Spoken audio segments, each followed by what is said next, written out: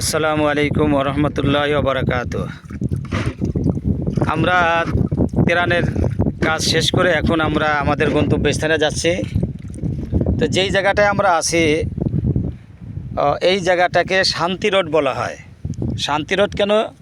যে বিকেলবেলায় মানুষ শত শত মানুষ এখানে আনন্দ করার জন্য আসে, ঘোরার জন্য আসে, একটু এই উন্মুক্ত বাতাস খাওয়ার জন্য আসে এই এলাকায়। এই এলাকায় পরিবেশটা অত্যন্ত ভালো। এখান থেকে 4-5 দিন আগেও মানুষ এখানে বিকেলবেলা আসে, তারা খুব আনন্দ উৎসব করছে, মানুষ একটু খোলামেলা চলাফেরা করছে। আজ দেখেন অবস্থা, মাত্র আল্লাহ কি না করতে পারে।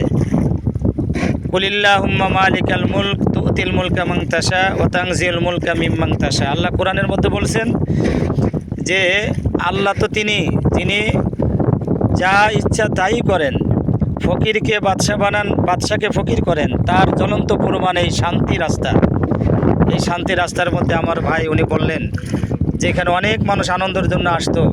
আজ দেখেন সেখানে মাজা পর্যন্ত পানি। আর আমরা কিন্তু এই যে মাজা পর্যন্ত পানি রোডের পরে, শান্তি রোডের পর থেকে উনি নিয়ে যাচ্ছেন টেনে টেনে।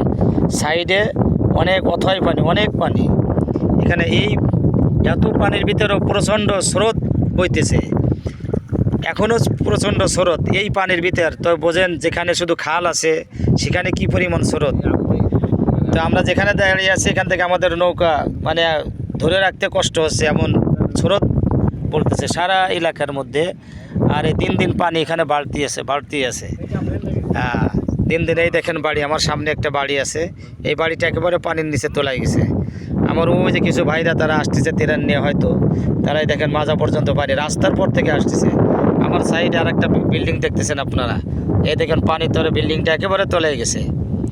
এটা এই দেখেন অবস্থা, চতুর্দিকের অবস্থা। এলাকার মানুষজন খুবই